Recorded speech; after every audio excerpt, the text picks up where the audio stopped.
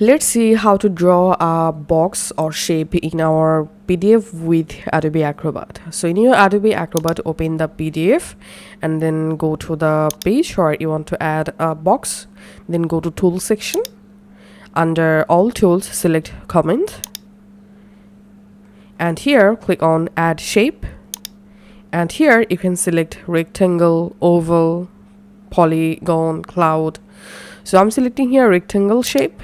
And then go ahead and draw your box just like this. And now right click on your box and click on Properties. Here under Appearance, you can change your box border style. You can also change your border thickness from here. You can change your border color just like this.